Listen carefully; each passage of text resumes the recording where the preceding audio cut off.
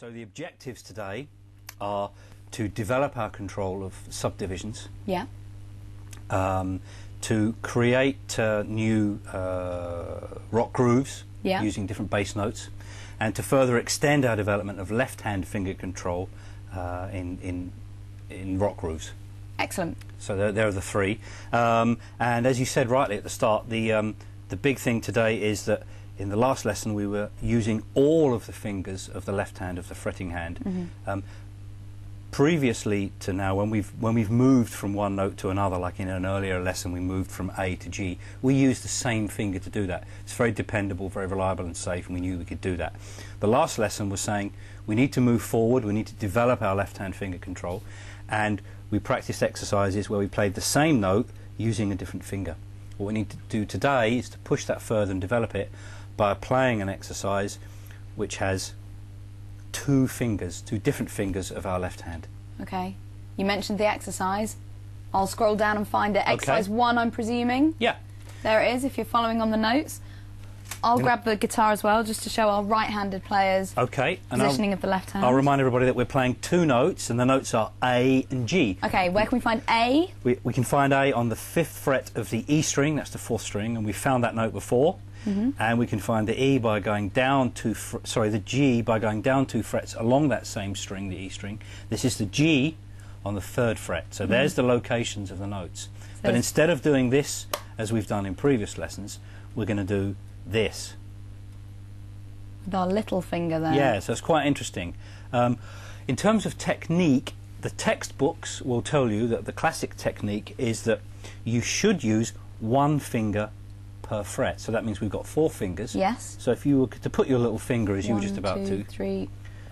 Cool, that's I can't do that. Right, so, and in any case, I don't need to do that for this exercise, so I'm just going to adjust my hand position for what I need. I need to be able to play this note, which is the A, and I need to be able to play this note, which is the G. So I'm going to use my little finger to play the A and my first finger to play the G. Just slightly close up the hand, and that will allow me to control it. More control and more strength, I suppose, because your fingers are closer together rather than being stretched to overkill almost. Yeah, I mean, it's important that, isn't it? You know, the fingers are what play the notes, so I need to keep them around, I need to keep them handy, I need to keep them close by. And even though we're playing with our little finger, for example, we don't need to throw the rest of the fingers away. Keep them all around, and in fact perhaps even rest them on the string for a bit of support to anchor it and make it secure. Oh, okay, because that's not going to affect, as long as when we're playing this note here, as long as these fingers aren't on the string to distort the sound. Sure, these other fingers are behind this note. Yeah. The fret is making the pitch of A there on the 5th fret. This one here, so that's going to make... So I can use these other fingers to support that little finger, which is not maybe as strong as the others on its own. All right. Let's have a look at the exercise. Yeah, so look at the exercise. The first bar, we'll take it bar at a time, and I won't bother switching anything on yet. We'll just do it at our own pace so that we can investigate it thoroughly. The A is on the 5th fret, and that's just quarter notes. So that would be 1, 2, 3, 4. 1, 2, 3, 4. There you go, and I'm quite comfortable with that. And I've got my other fingers there to support my little finger, playing the A on the 5th fret. So that's our first one. That's the first bar, 4 quarter notes, all the same pitch. That's A in the first space on the music notation on the stave. Second note. Second note, you're ready to go. The second note is G, which is on the first line of the stave. Yeah. And we're going to use the first finger to play that. And again, that's quarter notes. So if I count this in, that would be 2, 3, 4. 1, 2, 3, 4. So there's my 2 locations. 3, Next thing, I'm going to try and link those 2 bars together and play A on the 5th fret. Yeah. And then G on the 1st fret. So I'm just checking that I've got both those notes, and they're both going to sound well. So when you say linking, sort of practicing the link, you don't have to necessarily practice bar 1 and bar 2. You could just practice those 2 notes that are the bridge almost between the bars. Absolutely, it's the same thing 4 times, 4 quarter notes. If I can do it once, I'd like to think I can do it 4 times. Yeah. So let's try it now. We've practiced the link, we've practiced each of the notes and the move. Let's try and play those first 2 bars again without access to any of the media files. All right. 2, 3, 4. Quarter A, notes. 2, 3, 4. G, 2, 3, 4. That's the first half of the exercise. And I'm taking my time to pay attention to the detail and make sure I've got my moves down with my left hand, my fretting hand, and make sure I've got it all under control. What about our picking hand? Could we be doing sort of alternate picking there to practice that? Yeah, it's interesting you should mention that, because we're only halfway through the exercise. If we look at the next 2 bars, we're going to need to address right hand technique as well. So there's a lot to think about. The 3rd bar is exactly the same note as the 1st bar. It's back to our A at the 5th fret in the 1st space, but it's 8th notes now. So instead of 1, 2, 3, 4, it's 1 and 2 and 3 and 4 and you're absolutely right. In order to execute that with any degree of control and fluency, you're going to need to alternate with your right hand. So we rest our thumb on the pickup, or on the string. We find out where we are. Just get seated there and get in contact, get in touch with the string, and then I'm going to practice it first on its own, you know, isolated. So I'm going to lead with 1 and play 1 and 2 and 3 and 4 and.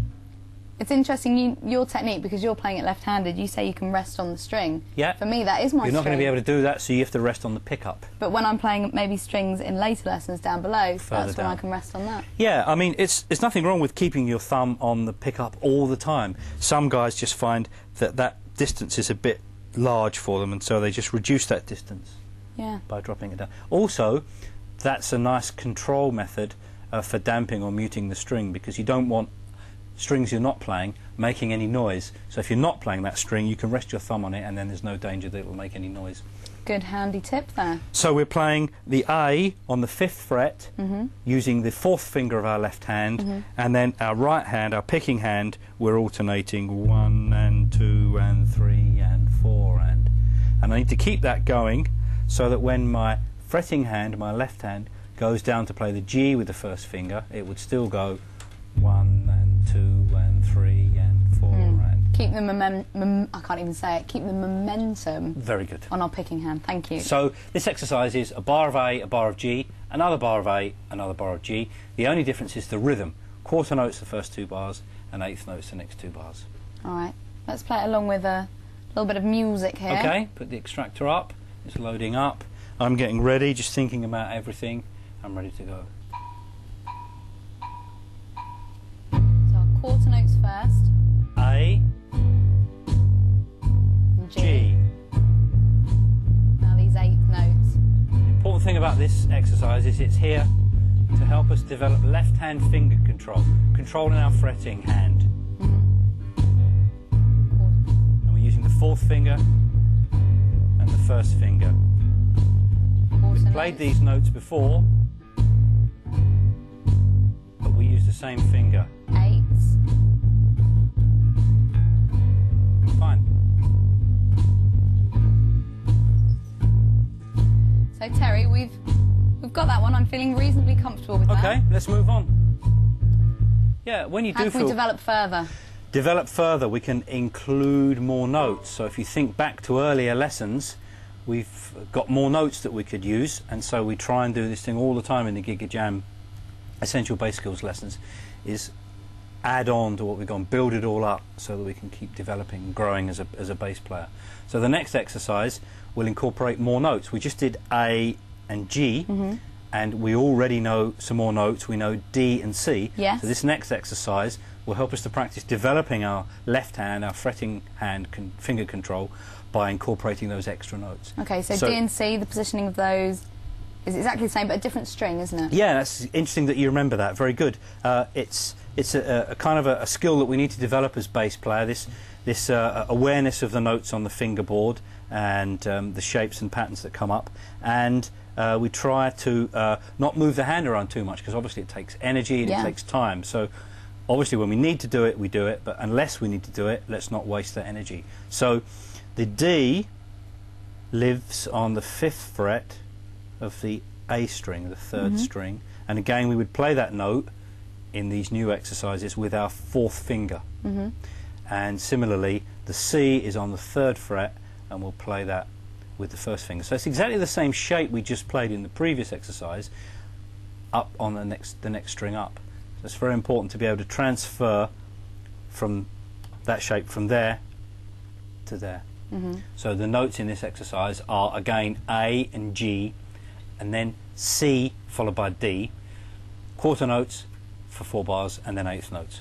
All right, let's have a look at the... Let's give it a whirl. There's the extractor. All right, so there we've got our quarter notes, which we've just been doing. A, G, here's G. the new bit. C, first finger, 3rd fret. D, and now to eighth notes, right hand alternating. Goodness, there's a lot to think about. There is. So, I mean, we're working both hands, aren't we? Because we've obviously got the tempo going with our picking hand, Yep. and the positioning with our fretting hand. So there's quite a lot of things to coordinate. You're doing very well, Terry, and I'm going to let you carry on. Thank you, I need to practice.